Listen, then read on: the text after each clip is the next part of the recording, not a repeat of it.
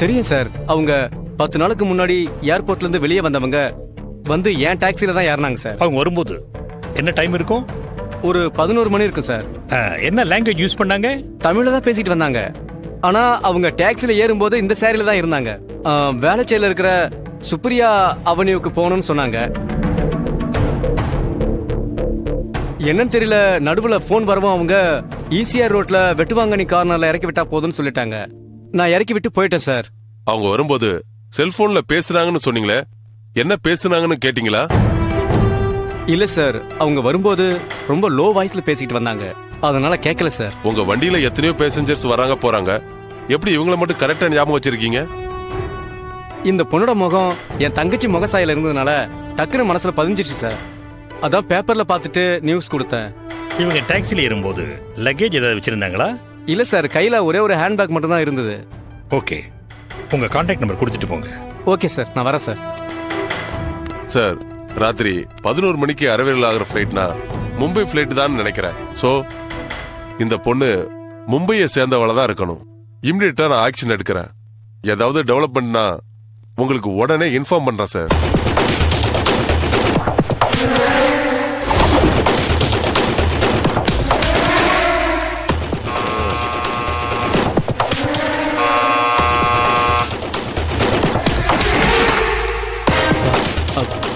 வாங்க சார்.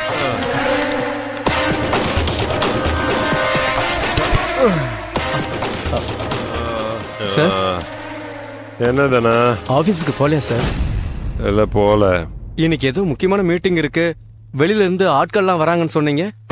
ஆமா ஆமா, என்ன பண்றது, ஆபீஸ்ல நிம்மதியா உட்கார முடியல. அந்த ராட்சஸ் என்னன்னா ஒரிஜினல் வீடியோ கொடுத்துருன்னா திமிரா பேசுற. எங்கேயாவது டிரான்ஸ்ஃபர் ஆகி போய்த்தாலும் எவனோ ஒருத்தன் போன்ல கேவலமா பேசுறான்.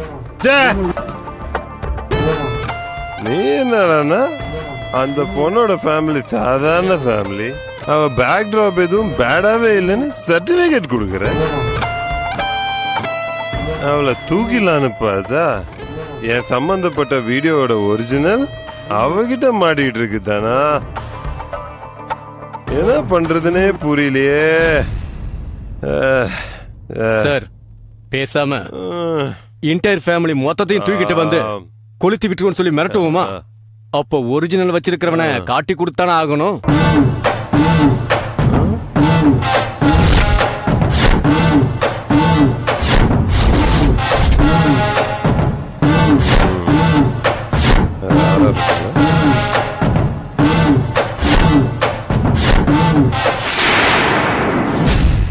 துணிஞ்சுதான் ஆகணும் தானா? அவ உண்மையிலே என்னை பத்தி தெரிஞ்சுக்கிட்டு தான் பண்றாளா, இல்ல அவ பின்னாடி இருந்து யாரோ சொல்லி கொடுத்து அவ இதெல்லாம் செய்யறாளான்னு தெரியணும். அதுக்கு ஒரு விஷயம் நீ பண்ணியே ஆகணும். சொல்லுங்க சார்.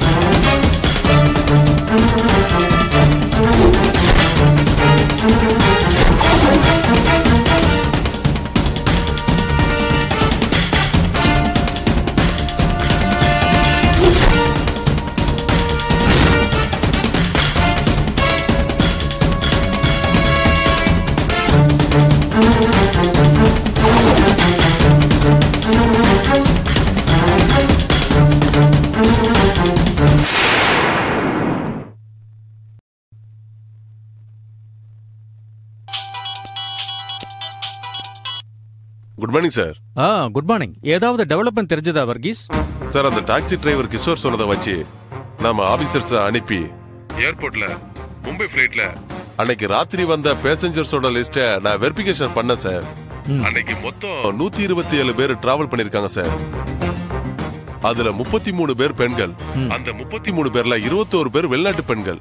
மீதி 12 பேர்ல 7 பேர் 50 வயசுக்கு மேற்பட்டவங்க. அதுல 2 பேர் 18 வயசுக்கு கீழே இருக்கிறவங்க. நம்ம சந்தேக லிஸ்ட்ல இருக்கிற 3 பேரு Aruna Thiagarajan, miss பௌர்ணிமா, miss Meena.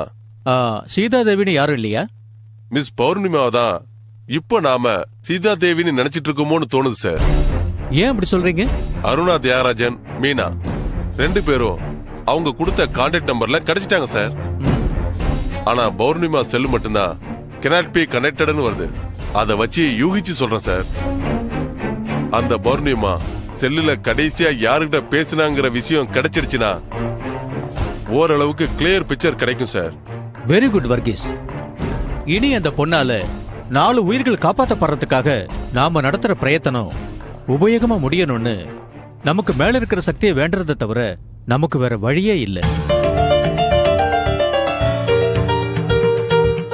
Varghese, doctor சாமி லைன்ல வராரு. ஒரு நிமிஷம் வெயிட் பண்ணுங்க. சொல்லுங்க சாமி.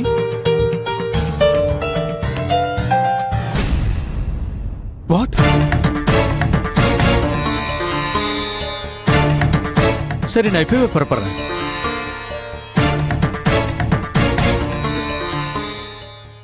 வர்கீஸ் சார், அந்த பொண்ணு மூக்குல இருந்து ஆக்சிஜன் டியூபை கட் பண்ணிட்டாங்களாம்.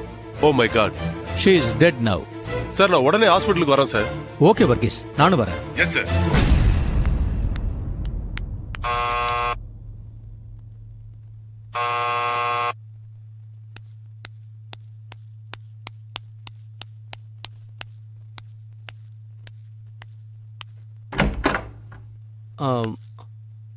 வாமா, நீ ஹேமா தானே? ஆமா அங்கிள். நீங்க? நான் தீபாவோட அப்பா அம்மா. ஓ, தீபாக்கு என்னாச்சு?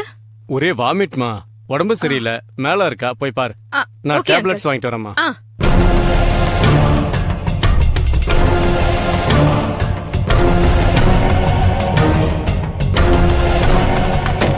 தீபா, தீபா, தீபா, தீபா.